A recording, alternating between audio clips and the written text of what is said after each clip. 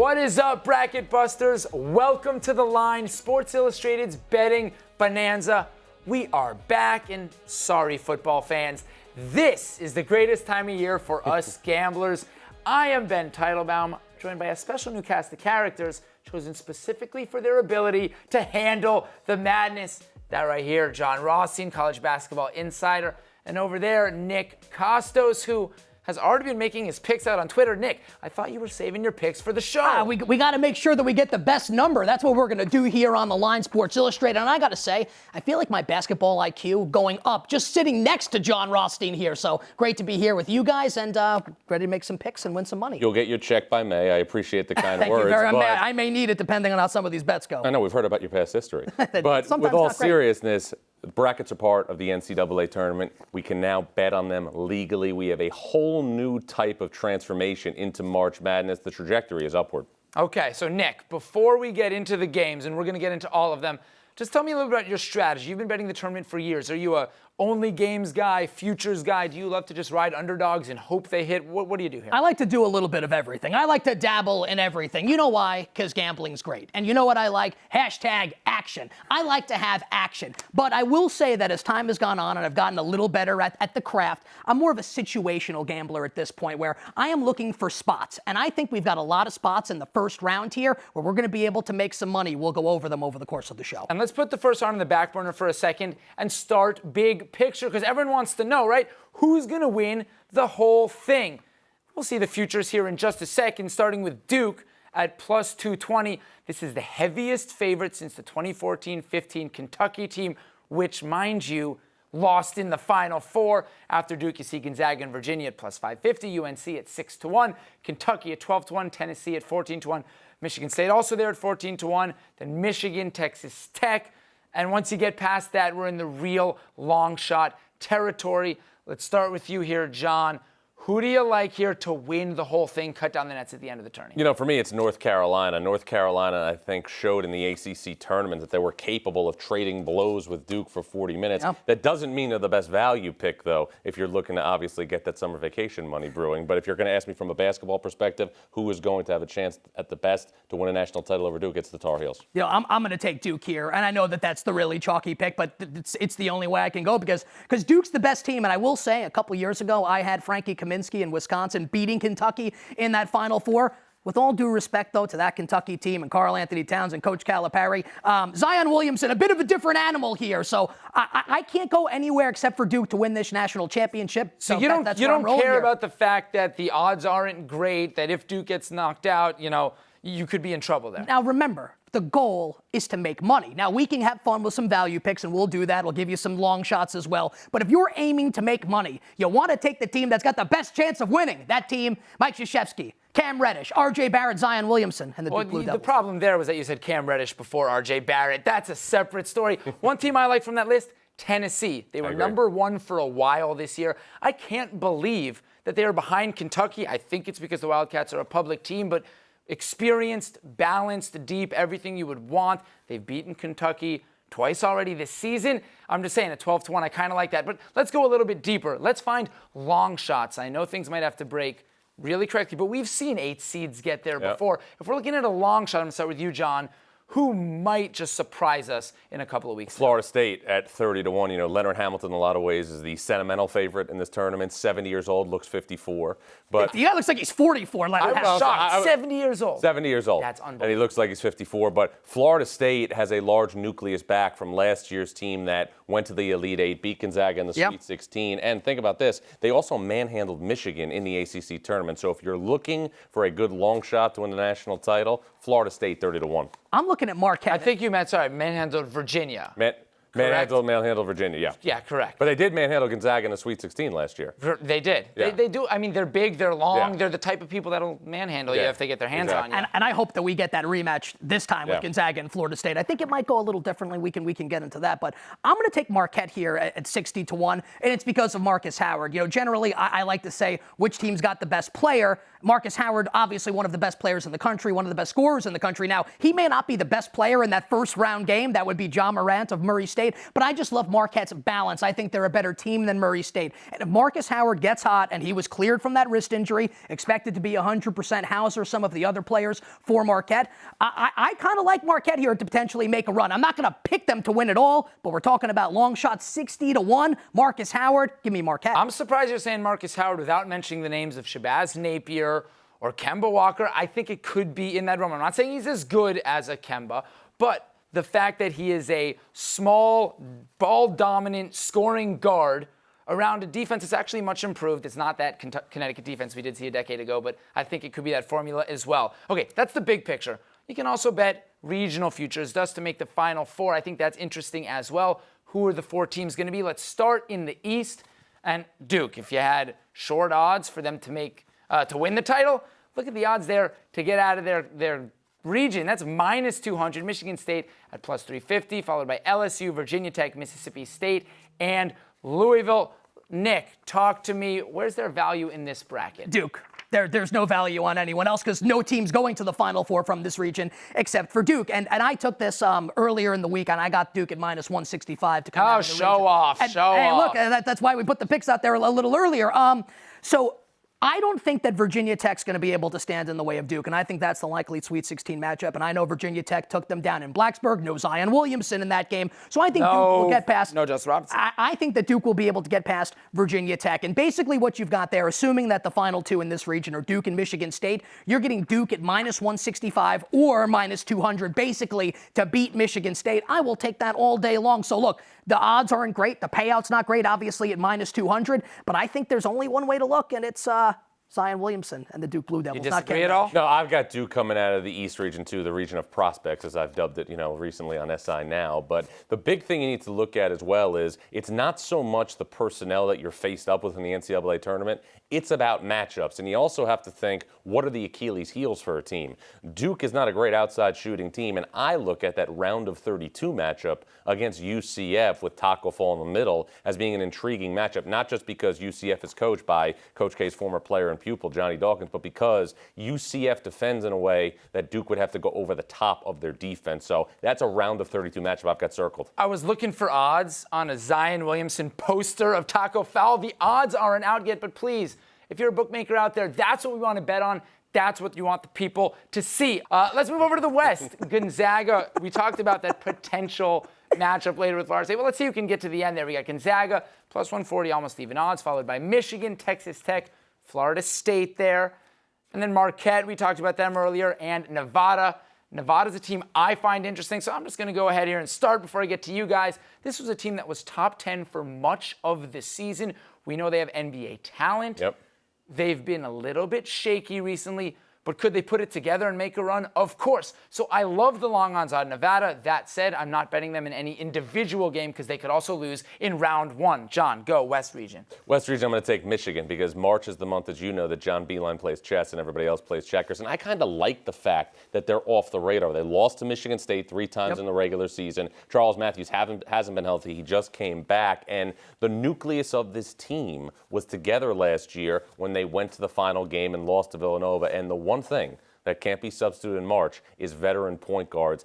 They have one in Xavier Simpson. He is the guy that kind of fills the mortar in between the bricks. Yeah. I like Texas Tech and Michigan in this region here, but I'm going to go with you, John, and I'm going to take Michigan. And one of the reasons why I really like Michigan, Brazdeikis. And I know what you're talking about, the veteran core here. Brazdeikis, he takes the moment and he seizes it. He wants to be the bad guy. In wrestling parlance, in WWE parlance, he is a heel and he lives for the moment, and I think that he is going to turn out to be a big game player in the month of March. How much is he actually a heel? How much does he just look like one with that haircut? You got a little Drago thing going on. One. He's kind of like the Big Ten's version of Triple H. But he's fantastic. I mean, the game, I believe it was in Iowa when Michigan wins down the stretch, and he is literally going like this, like, bring the booze down on me. They lost at Iowa. It may not have been Iowa. It was a game that Michigan won on the road in the Big Ten, and Brazdeikis is waving him on. I think it was Indiana. Indiana. I want that guy on my side. And I love John Beilein. John took the words out of my mouth there. That's why I will roll with Michigan. And, Gonzaga did get to the Final Four a couple years ago. Final game, lose to Carolina. But ultimately, I don't know how much I trust Mark Few LSU and Gonzaga in a big spot. Brazdeikis is Canadian. You usually don't talk about Canadian heels, so I like that a little Brett the Hitman Hart action. Twist. I like that, the Hart Foundation. One thing, too, to keep in mind for Gonzaga. Gonzaga, to me, has the most difficult road out of any number 1 seed because think about what they could be looking at. In the round of 32, if they get Syracuse, they have a 48-hour turnaround to prep for the 2-3 zone. That's what got Michigan State last year in the round of 32. Then, if seeds hold up, you could be looking at Florida State and Leonard Hamilton in the Sweet 16, and then Michigan in the regional final. That's Jim Boeheim, Leonard Hamilton, and John Beilein in 3 straight games. That's a tall order for the Zags, who only had 47 points against St. Mary's in the WCC tournament final. True. I think they bounce back.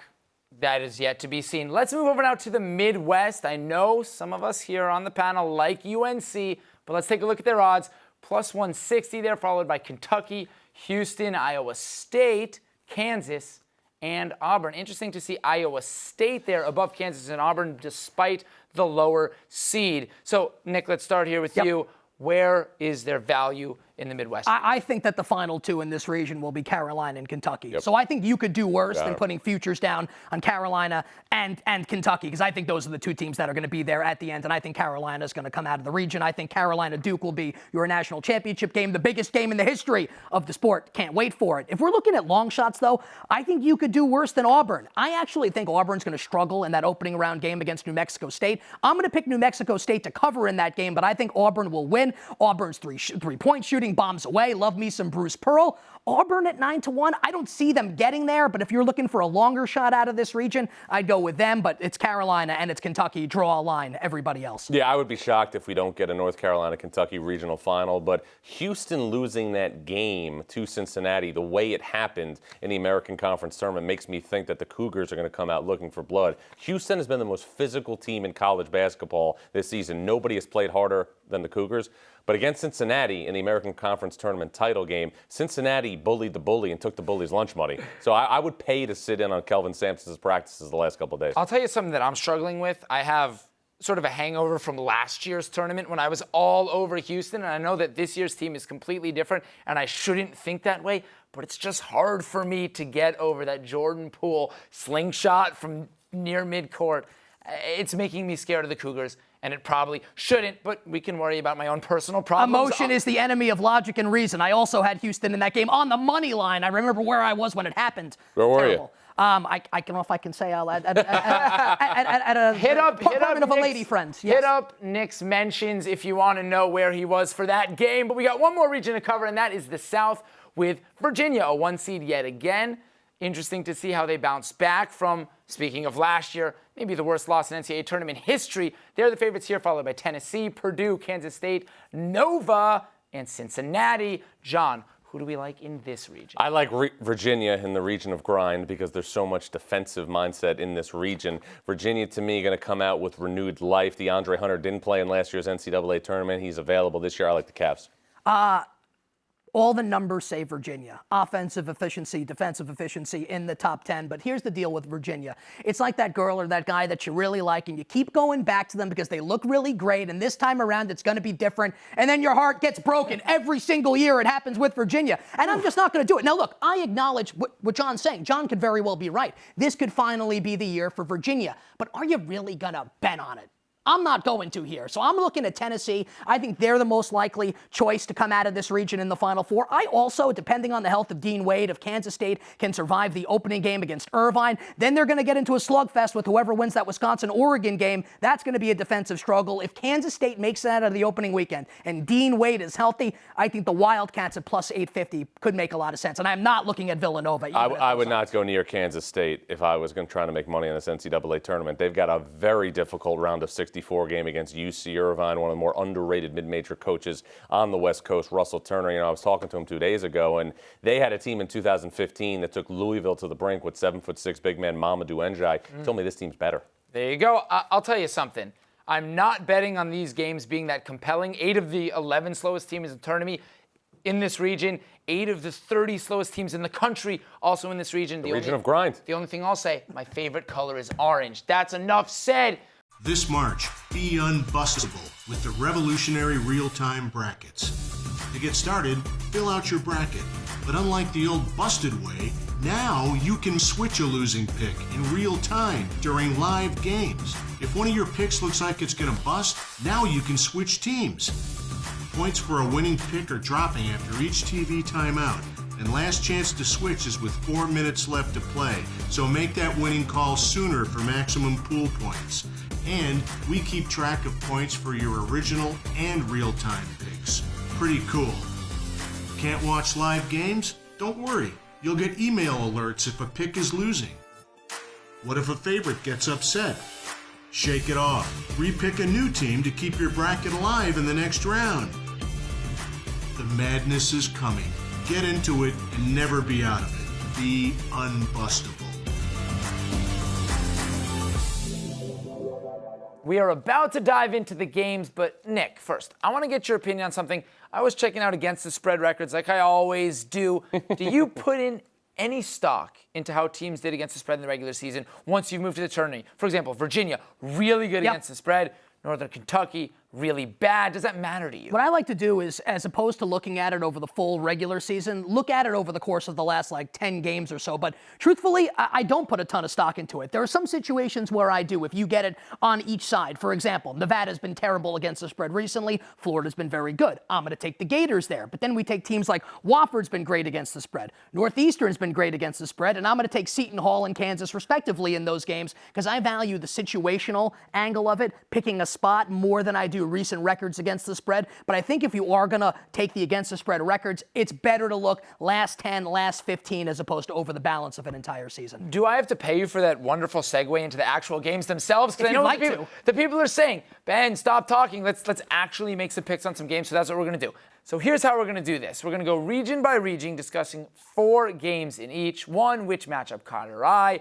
The next, much hyped 12-5 matchups. We always want to know who's going to win that one and will they cover. We're going to make an underdog money line pick. Let's get an upset in there. And finally, one game we're going to stay away from because it's just too hard to predict. Let us start in the East. Nick, what game caught your eye? That would be LSU and Yale.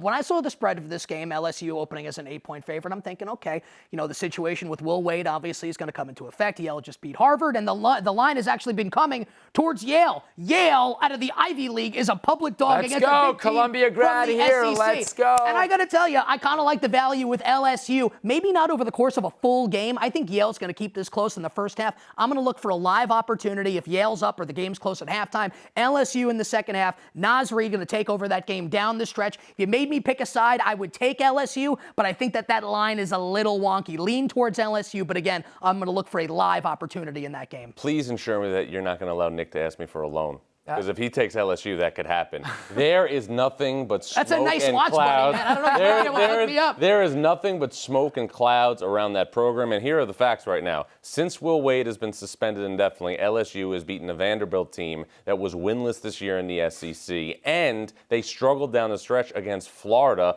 Will Wade, you can say whatever you want about him, he coached that team to an SEC regular season title. We have spent so much time talking about what Duke would be like if they didn't have Zion Williamson. More time needs to be spent on what LSU could be like without Will Wade. That's a great pick for Yale, who again has an NBA prospect in Miyeoni. This is a poker game. I'm shoving all my chips in the middle of the table. I'm taking the Bulldogs. Yes. And I take the Bulldogs to win the basketball game. What do you call Will Wade?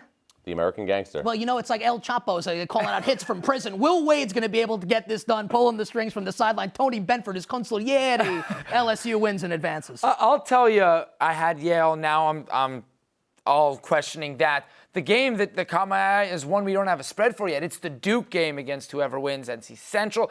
If it's them, the spread could be as big as 35. There have only been 4 35-point spreads in the history of the tournament.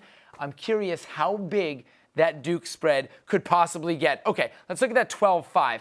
Liberty here, a 7-point underdog against Mississippi State. That's Friday in San Jose. The 28-win Flames, they emerged from the Atlantic Sun. The Bulldogs were tied for 6th in the SEC. Nick. I'm going to take Mississippi State to win this game, but I do like Liberty to cover. And as far as the line movement goes, opened at Mississippi State -7.5. This number is ticked down to 6.5. But the reason why I like Mississippi State to win the game and advance, Liberty, as you referenced, a lot of wins, really nice season. Who have they beaten? And I like Weatherspoon and Mississippi State. And people forget about Ben Howland, who's a fantastic coach, been to a couple Final Fours, a national championship game back with UCLA. Yep. Of course, great runs with Pitt as well back in the day for Ben Howland. He is a big-time coach. I do like Liberty to cover this spread, but Mississippi State wins the game outright. Well, and I think one thing you need to look at, too, is that Liberty is in a scenario where they're going to try and slow things down. Richie McKay came from Virginia, where he worked under Tony Bennett. So a big factor in this game is going to be Lamar Peters. Like, as you guys know, I live on the east side of Manhattan, and alternate side parking is every third day.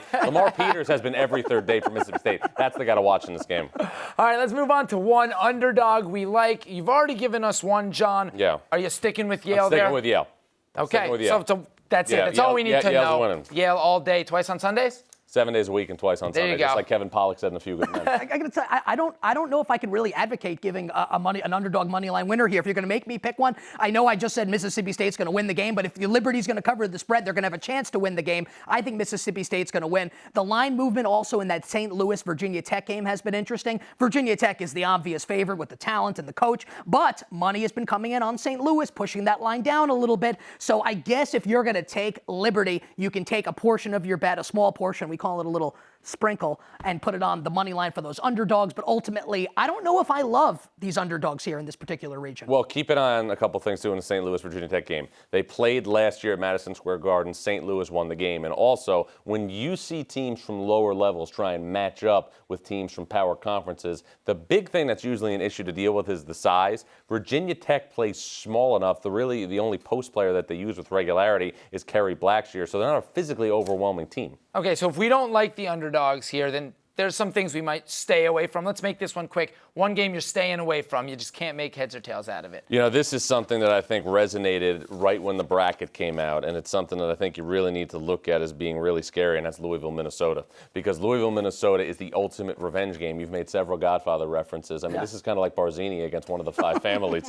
I mean, Richard Pitino coaching against the school that fired his father, and he's also still suing Louisville for $44 million. And also, Louisville, to me, is a team that I would stay far away from in general. Since they had that awful loss against Duke where they came back by 50, it felt like, in the final 5 minutes, the only ACC teams that Louisville has won against has been Clemson and Notre Dame twice. I'm going to stay away from the Michigan State-Bradley game here, and I'm actually going to look to play Michigan State in the second round. I expect Louisville to beat Minnesota. Louisville beat Michigan State earlier this year. Michigan State struggles a little bit against Bradley, but still wins the game. I think we'll get a great opportunity to take Sparty in that second-round game, but I can't lay it with Michigan State in the first round. Not after what happened a couple years ago against Middle Tennessee, last year against Cuse early on in the tournament. So I think Michigan State will ultimately get to that Elite Eight, where they will have the honor of losing to Zion Williamson and Duke. But as far as the first round is concerned, I want no part of Sparty against Bradley. All right, let's move over to the West. I love it. We are flying. What game caught your eye in the West there, John? Florida State and Vermont. Now, Vermont is a team, again, that has a really, really good prospect in Anthony Lamb, who could probably play at a higher level. But when I think about what Florida State's going to do with the spread the way it is, they're going to rack the Lamb up. I mean, they could feast on Vermont. Vermont, other than Anthony Lamb, doesn't have the athleticism to deal with Florida State. And I don't think 7'4" Chris Kumaj really floats around on most America East teams. Is he related to the other Lambs? The No, Jeremy I don't Lambs believe so. and the Duran Lambs? I don't believe so. No relation. For Vermont in this game, I don't think they're going to need Tom Brennan, TJ Sorrentine, Taylor Coppenrath. I think this Catamounts team is going to cover against Florida State. I don't think they're going to win. I think Florida State's going to win the game. The reason why I gravitated towards this game, this is what we talked about situationally. Florida State has been so good recently. Obviously, the way they handled Virginia, even losing to Duke, I don't think anyone's going to downgrade Florida State for losing to Duke in the ACC tournament final. There's been a lot of positivity, a lot of good buzz around Florida State, and we are seeing this number tick down towards Vermont. What does that tell me? Sharp bettors are on Vermont. Florida State's a little overvalued. 40-year-old Leonard Hamilton and Florida State's still going to win the game, but Vermont covers the spread. 70 looks like it's 40.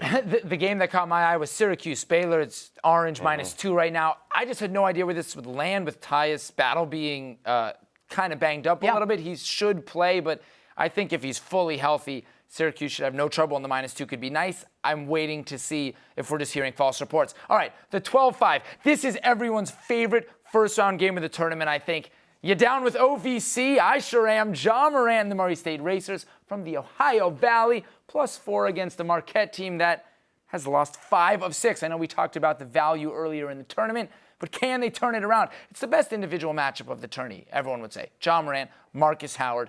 But what is happening between the lines with the rest of the team? Who's winning this? I'm going to lay it with Marquette. I'm going to lay the 4, and I think Marquette's going to win this game. But even more importantly than that, the bet that I really like in this game is the over, which opened at 148, up to 149.5. By the time, this is why we talk about why we do this show earlier in the week, because this line's going to keep going up. Because you know what's going to happen around tip-off of this game? Everyone's going to be whipped up into a lather about John Morant and about Marcus Howard. And this number is going to tick up probably around 150. So if you can get it now, 150.5, I would take it now. These two players could hit it by themselves. I'm being facetious, but I like the over Marquette and Murray State. And you make me take a side, I will take Marquette more balanced, even though John Morant's the best player on the court. Well, the one thing that's scary right now, if you're going to bet against Murray State, is unless Murray State makes the Final Four and plays Duke and Zion Williamson, they will have the best player on the floor in every NCAA tournament. But similar to what we're talking about with Florida State and Vermont, the size up front, in my opinion, could be the difference in this game. Theo John, Ed Morrow. I like Marquette -4.5. One little note that I had about Murray State, number 4 in the country defending the 3. Where does Marquette thrive against the 3? Murray State has the OVC Defensive Player of the Year on the perimeter. There are just a lot of reasons that Murray State could make life difficult for Marquette. And the last time Marcus Howard was on the court, he shot, I think it was 1 for 15. I'm just going to preface the next topic. One underdog. I'm going Murray State straight up. I know you disagree, but what do you got as a potential money line upset? Go, John. Money line upset that I think is really, really interesting is I think Florida over Nevada. Now, Nevada is getting -2 right now, but Nevada, in a lot of ways, hasn't been the team down the stretch that a lot of people, expected to see. And, I talked to Eric Musselman about this. It's similar to what Mark Few has always had to deal with at Gonzaga in the sense that you're going to be heavily expected to win every game you play in conference play, and you're playing teams that, for the most part, are not projected to be in the NCAA tournament. It's really tough to motivate like that day in, day out. And when there's a defensive team like Florida that is very comfortable taking the opponent at the ankles and dragging them into the mud, I tend to lean in that direction. Keontae Johnson's playing really well right now for Florida. Mike White, this is his 3rd straight NCAA tournament. I'm going to go with the Gators. Yeah, I want to pour one out quickly here for my Texas bet last year in the first round against Nevada. That was a punch in the gut, but we said. Can we also pour one out for my Cincinnati bet against Nevada in the second round? Remember what 22 with 11 to play, right? Yeah, we want to separate emotion from logic and reason. So No, I'm not going to take Nevada. I'm going to take Florida also. We talked about some of the against the spread stuff a little earlier. Florida's been very good against the number, 7-3 in their last 10 against the number. Nevada's really struggled against the spread here. Florida catching points here. I think Florida wins this game outright, and I think it's contractually obligated either in football or basketball that Michigan and Florida have to play each other about 75 times per year. We just saw in another bowl game this year in college football, and I'm actually going to go against you here, and I'm going to take Baylor to beat Syracuse. I feel like that number is really short, and everyone, once the draw came out, saying, well, Syracuse obviously going to beat Gonzaga in the second round. Not so fast. Scott Drew and Baylor going to beat Syracuse in that game. So two short underdogs, Florida and Baylor on the money line. All right, one stay away. Give me one sentence about a game you're not touching. Michigan, Montana. I just want to wait to see what this Michigan team's going to look like. I think they're going to get to the Final Four. I try to stay away from these big spreads, the 215, the 116 for the most part. Remember, these two teams played in the first round last year, a defensive slugfest here. Maybe I would look to the under, but I want no part of this game. I'm going to agree with Nick right here. You know, the one thing you always try to stay away from, it would scare me if I'm thinking about going against a mid-major team, high major transfers. Look at Montana's roster. Donovan Dorsey from Washington, Kendall Manuel from Oregon State, Ahmad Rory Wait, from are we Washington calling a Pac-12 well. a high major? Pac-12 transfers Got at three this bids. point? Got three bids. But you have guys who have been at a higher level who are playing now at a mid-major level. They're going to be juiced up to play in this game against Michigan. Okay, let's move over to the Midwest now. What's this region to you, the Midwest? The region of, is this the grind? This is Tony Bennett's region is the region of grind. This is the region of pace. Okay. Yeah. Region of pace. What game caught your eye here in the region of pace? Wofford Seton Hall, you know, at -3. And the interesting thing about this is you're going to see a great offensive team led by Fletcher McGee go against a team that has a great perimeter defender. You know, we've talked so much about Marcus Howard. Marcus Howard was shut down by Seton Hall's Quincy McKnight. And Fletcher McGee, I don't want to compare him to J.J. Redick, but he moves without the ball the way that J.J. Redick used to move without the ball for Duke. Seton Hall, to me, the pick here. I'm looking at that Kansas-Northeastern game here, and I mentioned a little earlier, Northeastern's been great against the number, but correct me if I'm wrong, John, is Bill Self still the coach of Kansas? Yes. They still have a really good player by the name of Dedrick Lawson. That is correct. Northeastern is a public dog in this game. The line going from 8.5 down to 7. I think this is actually situationally a great spot for a Kansas team that's been kind of crapped on throughout the course of the season because this was the first time since 1878 that they didn't win the Big 12. So everyone's really down on Kansas. Northeastern's been playing well, and now people think Northeastern's going to push Kansas to the limit. I'll take Bill Self. I'll take Dedrick Lawson. Give me the Jayhawks rock chalk. I have a couple interesting Northeastern stats that I'm going to save for later. Okay. Because I love Northeastern, but we don't want to tease it too much. Let's go 12-5. Let's talk Auburn. Fresh off their SEC Tournament championship, they're minus 6.5 versus New Mexico State. Out of the whack. Look at that right there. Auburn got a dynamic duo in the backcourt. They can really put up some points. They can also sort of fall flat. What do we see here, Nick? Situationally, this is a purely situational bet I'm going to make here, which I've already made, and I'm taking New Mexico State to cover this game because of how good Auburn looked in the SEC tournament. Now, I think we can agree that Auburn's a team, if everything breaks right with the coach and the three-point shooting, has Final Four upside. They were ranked top 10 Absolutely. for the first, 8 weeks of the season? But also, as you referenced, they're a team that has the opportunity where if they have one bad shooting game, it can all go to hell. Now, I do think Auburn's going to win this game. I actually think they'll win on a buzzer beater. So I think Auburn will win, but New Mexico State to cover this spread is one of my very favorite bets of the first round. Chris Jans is a mid-major monster. What he's done at New Mexico State has been really, really impressive. What I'm worried about is this. Auburn played so many games in so many days in the SEC tournament, and then they have to fly across country to play early in Salt Lake City. It's something you have to take in consideration with a game like this. John, give me an underdog.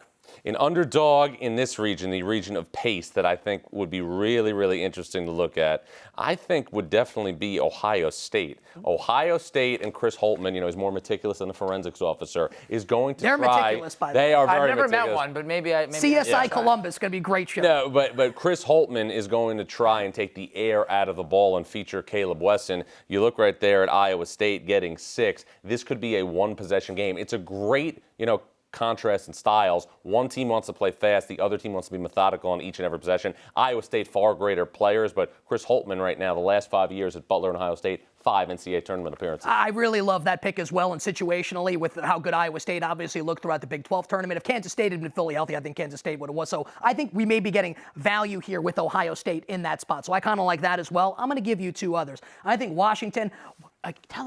Give us a great pronunciation of Washington's defensive stopper. Matisse Thybulle. Put some flair on Matisse Thybulle. Maybe the best defensive player in the country that no one's heard of because he plays in the Pacific Northwest. He's fantastic. I think Utah State's overvalued here because everyone's been crushing on the Pac-12, maybe deservedly so. I think Washington's going to beat Utah State, and despite the fact McGee, who I believe is going to set the NCAA record for most three-pointers. Made 151 this season. He's absolutely tremendous. Runs off those screens. Seton Hall, though, pretty good. Miles Powell's pretty good. We talked about their defense. I think Seton Hall's going to beat Wofford. That line moving towards the Pirates down from 3.5 to 2.5. By the way, quick plug here. We have a great Matisse Thybulle. We have a profile of him on the website. Go to si.com, read it. You'll learn a little bit more.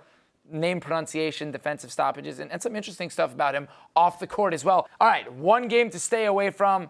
What's a coin flip you just don't like, Nick? I don't like the Kentucky-Abilene Christian game. The line has actually not moved. It's remained steady basically from when it opened, which tells me people don't really have a clue as to how it's going to go. Kentucky's obviously going to win. Will they cover the spread? I have no effing idea, so I'm going to stay away from Kentucky and Abilene Christian. Nice restraint there. Auburn, New Mexico State at 6.5. Really like the work Chris Jans has done with the Aggies. I would not be going near that game. There you go. One final region to go. This is the South. I think this is the region of grind, John. Grind away at me. What game caught your eye? Kansas State, UC Irvine. Still obviously waiting to see how healthy Kansas State is for this game. UC Irvine, a team that won 30 games. Russell Turner, the head coach of the Anteaters, really high on this team. And playing them for some people could be a hazard. And Max Hazard is their best player. 87 made threes. Did you plan that? I thought of that in the Uber on the way over. Oh, my gosh. Yeah. You've done this before. Yeah, not the first rodeo. I think the St. Mary's Villanova game is the worst line of the tournament. And that's going to be an opportunity for people to make a lot lot of money. This line should have opened at Villanova -1, -1.5, or -2. Instead, it was 6 at some points. I'm a little humble brag. I took it at 6 a couple days ago. I think that's third humble brag of the show. I think it's the over-under 4.5. It may have been 4, so we're going well towards the over here for yours truly. I think this is a game that comes down to the wire. I wouldn't be surprised if St. Mary, they just held Gonzaga to 48 points in the conference championship game. So St. Mary's, I love them, plus the 5, plus the 5.5. It is my favorite bet of the first round. There you go. It is the worst line of the first round. There you go. The game that caught my eye was actually the 12-5 matchup, just because I was curious where the line would land. No one likes Wisconsin. They're like as much of an unpublic team as there possibly could be. Oregon is hot, but, mediocre season. That line is only 1.5, pretty low for a 12-5. So what do you make of that game? Is Oregon going to be... It's a pick'em game, but Wisconsin has struggled to score all season long, and you're going against a team right now that has been elite defensively. Look, I have my questions about Washington, but Washington's the Pac-12 regular season champion, and Oregon's played them twice in the last 2 weeks and held them to under 50 points in each of those basketball games. Kenny Wooten, an elite shot blocker, not getting the same hype as Jordan Bell did a couple of years ago, but Dana Altman is the master of the Rubik's Cube, and things are aligning. What's the total in this game, by the way? Like 37? Yeah.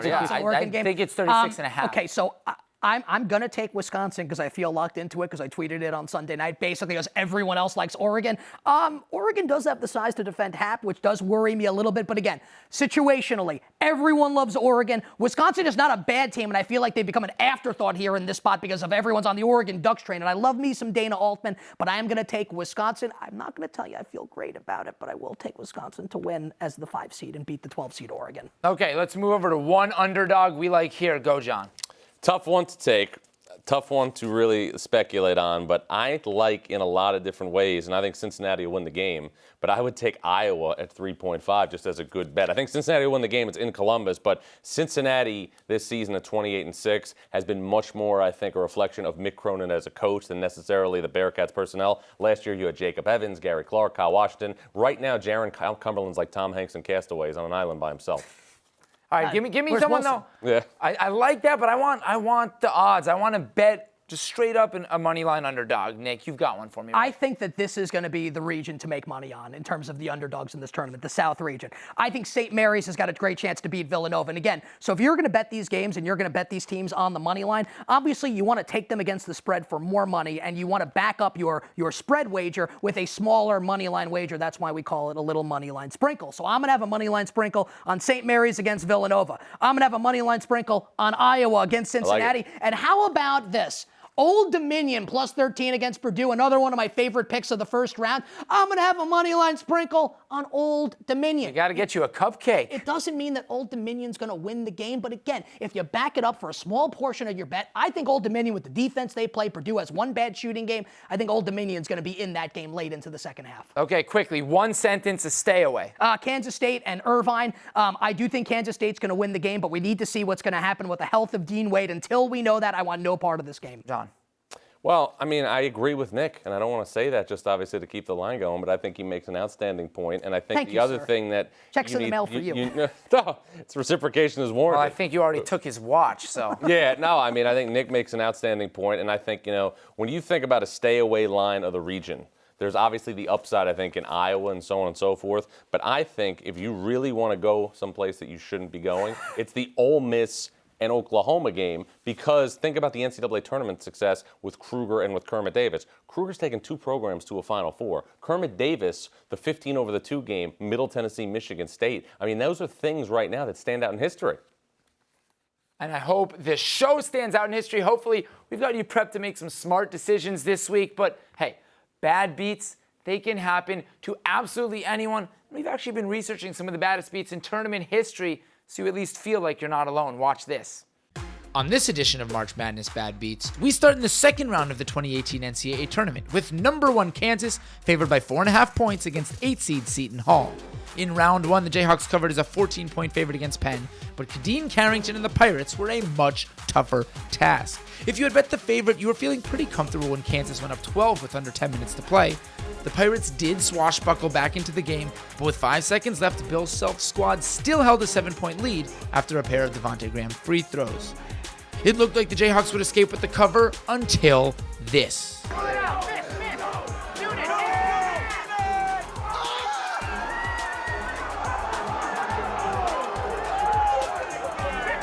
If you couldn't tell, that was Miles Powell with a deep three. Kansas won 83-79, which means Seton Hall covered the 4.5-point spread. A win for Jayhawks fans, Heartbreak City for Jayhawks backers, pandemonium for those with the Pirates. This is the moment. We've covered the futures, the games, we've got some theory in there, but let's get some best bets. Let's really make some money. Let's start with a money line parlay on a few favorites. Everyone loves to try to game the system. Well, I know that Texas Tech is going to win. I just don't know if they're going to cover. Let's pair that with a few other games. So give me a money line parlay here that you like, Nick. Well, first off, we're going to parlay all 4 number 1 seeds because there's no way a number 1 seed's going to lose again, right? Shout out to Virginia and UNC. But seriously, I'm going to take Marquette, Marcus Howard and Marquette. I'm going to take Louisville, who I think is going to stomp Minnesota, and I'm going to take Auburn. Now, remember, I think that game is going to be close, but I do think that Auburn's backcourt will be the difference, and I do think that Auburn, despite the fact I'm taking New Mexico State to cover that spread, I do think Auburn's going to win the game. Marquette, Louisville, and Auburn will pay about 2-1 on a 3-team parlay. You know, I've got FSU, Purdue, and Maryland. I don't know the odds just yet, but those are 3 teams that I love with their matchups. Florida State, just physically overwhelming. Purdue, Matt Painter, to me, is the new Bo Ryan in the Big Ten because he can lose players each year and still remain a high level of consistency. Did a great job this year. And Maryland, underseeded. And remember this, if Maryland wins 2 games, they are going to be playing in Washington, D.C. in the Sweet 16. You don't care who they play. Belmont, Temple, do you think they're winning that game? Bruno Fernando, Jalen Smith, NBA 4-5 combination. All right, bear with me because I've got a bunch of teams on this moneyline parlay. I got a little bit frisky. Oh, I love to You've get watched frisky. this show before. You know how I get. We got Cincinnati minus 170, Virginia Tech at minus 700, Houston at minus 770, Texas Tech at minus 1350, FSU minus 650, and Auburn minus 275. If I count correctly, that's 1, 2, 3, 4, 5, 6 teams. Payout is about 2.5 to 1. Lock it up. Did I lose you there? Yeah, but this is your world. We're just living in it. And we're thankful that you brought us in. I'm taking it, just so you know. There you go. I'm backing it up. I'm riding you guys too. All right, so that's the parlay. Now let's pick 3 games each, and I have to tell you, we're going to be here all tournament. We're going to be honest on this. We're going to be keeping track of how we do on the best bets. Give me 3 lines that you're putting money down on, Nick. 3 best bets. All right, the absolute best bet of the first round is St. Mary's. I think the spread's hovering around 5 right now. I got it at 6, but I feel comfortable at 5.5. Humble brag number 5. That's, I think, number 6 at this point now, so we're way over the over. I like the over in the Marquette-Murray State game, 149.5 right now. Again, I expect that to go up as tip-off nears. I also, bonus pick, I like the Carolina-Iona over as well, 166. Carolina might score 150 by itself, and Vermont plus the 10.5 against Florida State. Seminoles win that game, but I like Vermont to cover, so St. Mary's, the over in Marquette-Murray State, Vermont against Florida State, and the bonus pick, Carolina-Iona over. Dan, definitely taking Carolina minus 24.5 over Iona. That could be a track meet, and Carolina gets 140 before Iona scores 50. I definitely like Florida State over Vermont, just too big, just too strong, and I love Yale. I love the matchup with Yale with LSU, so I am going to ride that one until the cows come home. So one of you is going to be a little bit sad next week. I'm excited to see who it is. There might be some more exchange of personal valuables. That watch is really catching my eye. Here are my 3. I like Texas Tech minus 14 against Northern Kentucky. The Norse, that are 143rd in adjusted defense per Ken Palm. Texas Tech should be able to navigate that defense and totally shut down Northern Kentucky. Love Texas Tech there. How about Northeastern? I know you don't like it over there, Nick, but I love, the pace, 252nd in pace. It'll be a grinded out game. Plus, they shoot threes, 16th in percentage. They shoot a lot of them. Kansas, you know what they are in defending the 3, ranked in the country, Since Nick? you're asking me, I would guess not good. 131st. Yeah, so if great. there are fewer possessions and Northeastern can make some threes in them, I like them covering there. And finally, Virginia, minus 23.5 against Gardner-Webb. I think they rage stomp Gardner-Webb. They want to get out all those demons, exercise them from last season, and they do it by winning by 40 in Game 1 of the tournament. You know, I told you, I kind of wish I had done the Your Virginia world, one man. myself. There it is. You know what? This is all of our worlds, and we hope this is your world. Stick with us. We'll be here all tournament with the line. Those are some best bets. These are some guys so excited. We're dropping things everywhere. The buzz is palpable. The buzz is palpable. John Rothstein, Nick Kostas, Ben Teitelbaum. Thanks for joining us.